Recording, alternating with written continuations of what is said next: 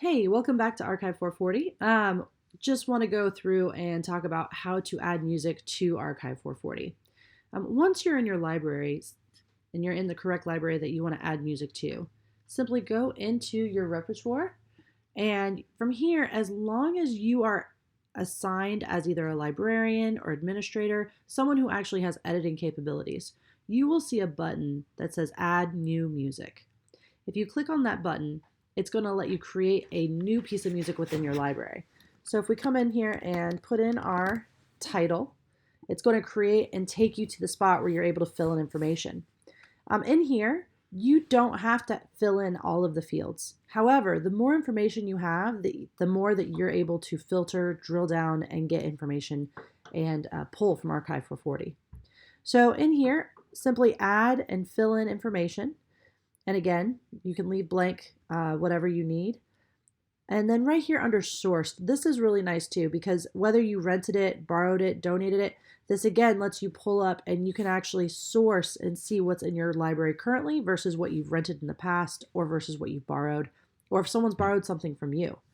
So again, having this marked depending on what you have. The source name is literally just where did you purchase it from? Was it a website? Was it a specific donor? So source name is just where did that come from?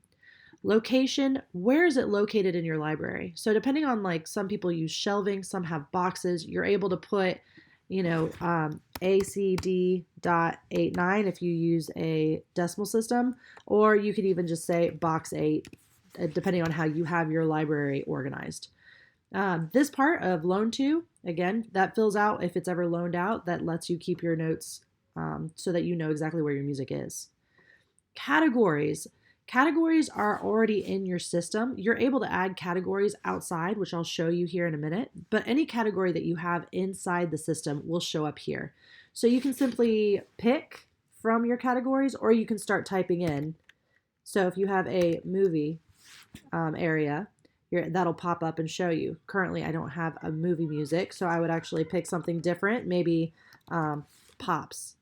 So I can go through and see exactly what I have inside my system and put that in my category. So now pop is assigned to this specific piece of music. If you wanted to add more, you could have multiple categories assigned or just one, depending on what it is. So from here, you've got overtures, levels, anything you're looking for, it can all be here. So you can assign as many multiple categories as you like, or none. It's completely up to you. Reference music is nice because you can attach a link from YouTube or Spotify, Spotify or Vimeo, simply by dropping that URL inside, clicking, dropping the URL, so you can have multiple as well. This is great for your performance side because if you attach your music from inside your repertoire into a performance, now you're able to have all this reference music all tied so that when you're looking back through performances, you can either tie a YouTube video from your latest performance, or you can have it there as reference music for people going in and looking at their music as well as looking at the YouTube for reference. If your music has text or lyrics, you can add that information here, as well as any general notes. Anything from like maybe what a conductor says to you had an email from the composer. So any general notes can go here. Program notes are awesome because this lets you put together a program in a different part of Archive440. So as you're attaching music, any program notes that are tied to that music will auto-generate for a performance. So great little feature here with performance notes. Licensing notes. If you have music with special licensing, it all can go here. That way you're not trying to scramble to find what email had what information. All your licensing right here. Coming up to the top, we actually have our instrumentation. Now, instrumentation, the actual creation of the part name, is in a different part of Archive440 up here. All the part names that you have inside Archive440 will always generate. So now, instead of writing part names, you're going in and you're just selecting the part. From here, you can add any notes that you need, and you can actually attach the PDF part itself if that's available to you. One quick way, because with a full orchestra, you can have up to 68 different parts. I know with, bell choirs, same thing.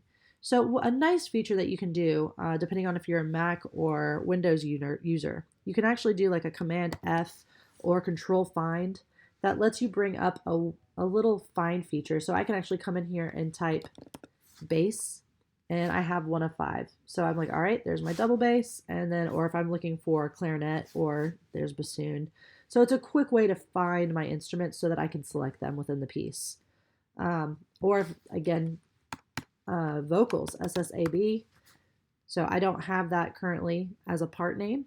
I could go, oh, I'm sorry, I said SSAB.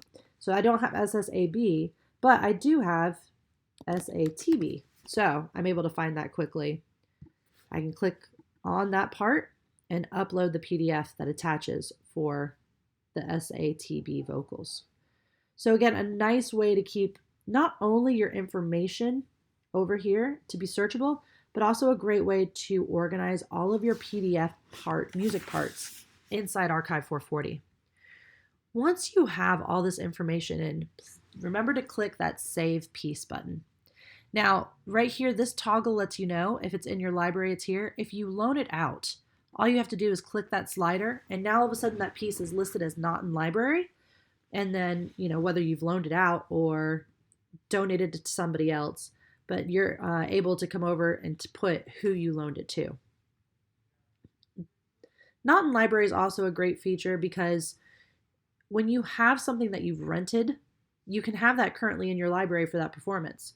Once you've returned it, you no longer have it in your library, but you still have all the detailed information from where you got it, how much maybe you paid, again, if you had like PDF parts. So all of that you're able to save inside Archive440. Let us know if you have any questions. You're always welcome to join us or send an email to info@archive440.com. Or if you have any questions, we're always here to support you. Support at archive440.com. Thank you.